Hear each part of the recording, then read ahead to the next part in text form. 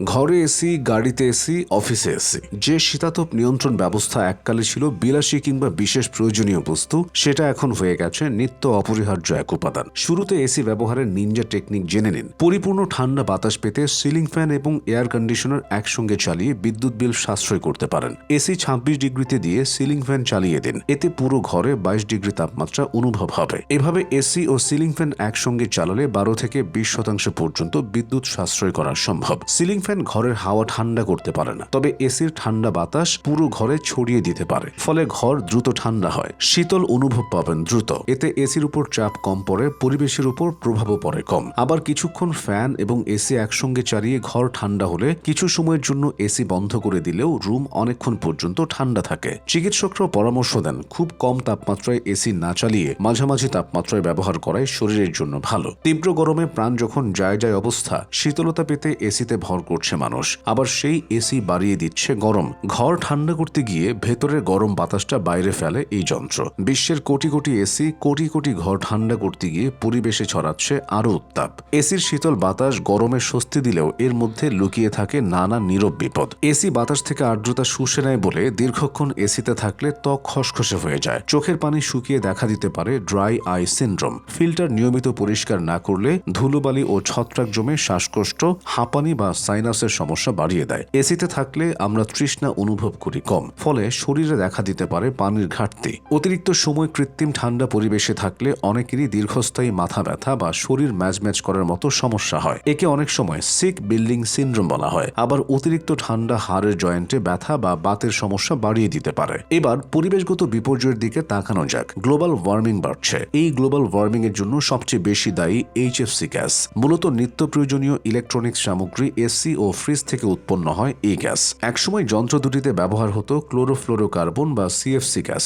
এই gas ozone স্তর ছিদ্র করে ফেলে, ফলে সূর্যের অতিবেগুনি রশ্মি বাধাহীনভাবে ঢুকে পড়ে পৃথিবীতে, বাড়ায় উত্তাপ। ফলে 1987 সালে জলবায়ু চুক্তির আওতায় 200 দেশ সিএফসি ব্যবহার করা থেকে সরে আসে। এতে কিছুটা রক্ষা হয় বটে, তবে এর বদলে শুরু হয় হাইড্রোফ্লোরোকার্বন বা এইচএফসি গ্যাস। হাইড্রোক্লোরোফ্লোরোকার্বন বা এইচসিএফসি গ্যাসের ব্যবহার ওজোন স্তর ফুটো করে না, কিন্তু এর ক্ষতিও কম না, কারণ এগুলো পরিবেশের উষ্ণতা বাড়ায়। ফ্রিজ, গাড়ি ও বাড়ির এসি অনেক পুরনো হয়ে গেলে ভেতরে থাকা এইএফসি ও এইচসিএফসি গ্যাস পরিবেশে ছড়িয়ে পড়ে।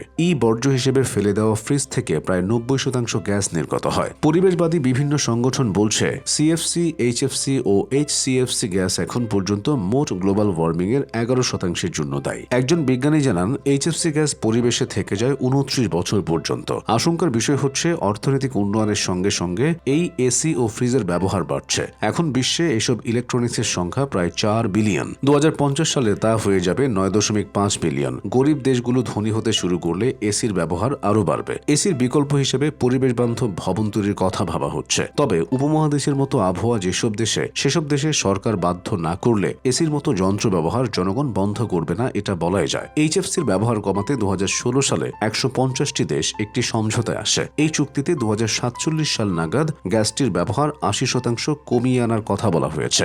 লক্ষ্য অর্জন হলে এই শতাব্দীর শেষে বিশ্বের তাপমাত্রা 0.4 ডিগ্রি সেলসিয়াস কমানো সম্ভব। বাস্তবে এসব কথা বলা হলেও দিনকে দিন বেড়ে চলছে শীতাতপ নিয়ন্ত্রণের ব্যবহার। নানা চেষ্টা, উদ্যোগ আর সিদ্ধান্তেও এসব ঠেকানো যাচ্ছে না। বলা হচ্ছে, এভাবে গরম বাড়তে থাকলে 2050 সালের মধ্যে বিশ্বের অনেক দেশই তলিয়ে যাবে সমুদ্রে। সভ্যতার সমুদ্রে তলিয়ে যাওয়ার ঘটনা আগেও ঘটেছে। এখনও সমুদ্রের বুকে দেখা যায় নগরের ধ্বংসাবশেষ।